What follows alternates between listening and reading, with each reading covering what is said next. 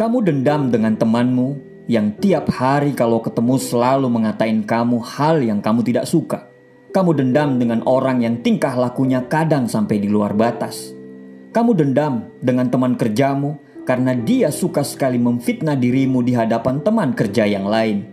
Kamu dendam dengan bosmu karena kerjanya selalu marah-marah. Kamu dendam dengan mantan pacarmu karena dia sudah mengkhianatimu. Kamu dendam dengan seseorang yang selalu merendahkan dirimu. Siapapun dia, bila dihina pasti akan merasa sakit. Siapapun dia, bila diremehkan pasti akan marah. Dan siapapun dia, bila mendapat perlakuan yang menyinggung perasaan, pasti ingin membalaskan dendamnya.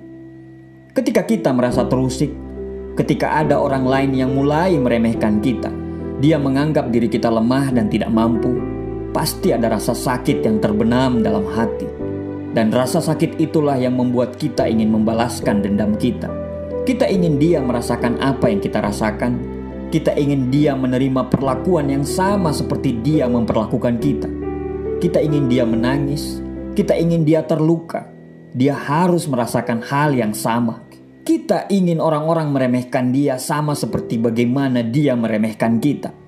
Tapi apakah setelah dendam kita terbalaskan? Setelah keinginan kita membuat dirinya merasakan apa yang kita rasakan terpenuhi, terus kita nantinya akan bahagia?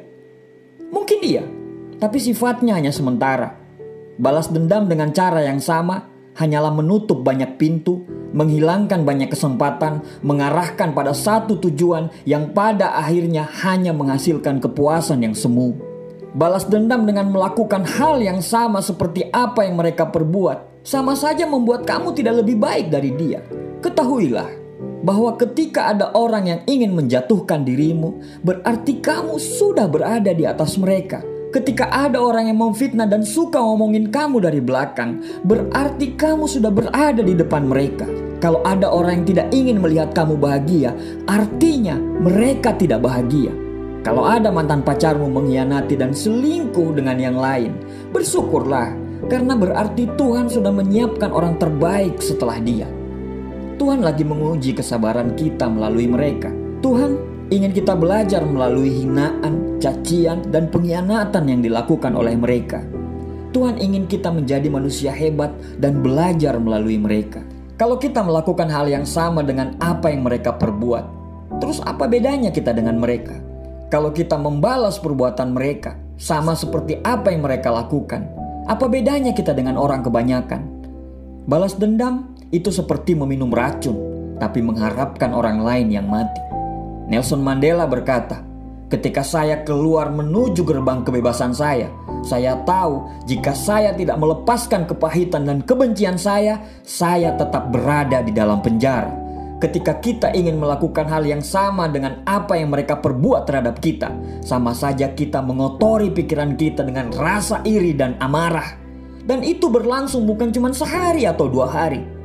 Saat dendam belum terbalaskan, maka pikiran negatif itu akan terus melekat dalam pikiran kita. Dan bahkan pikiran negatif tersebut akan terus membesar seiring dengan membesarnya amarah dendam yang ada dalam diri kita. Dan hal itu akan sangat merugikan diri kita sendiri.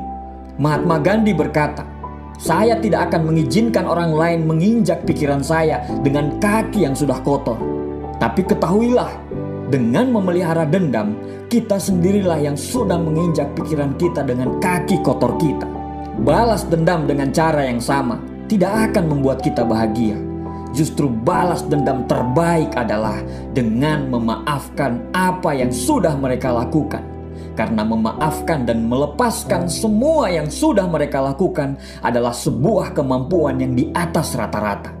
Menyimpan perasaan dendam hanya akan menyakiti diri kita sendiri, menyakiti pikiran kita sendiri.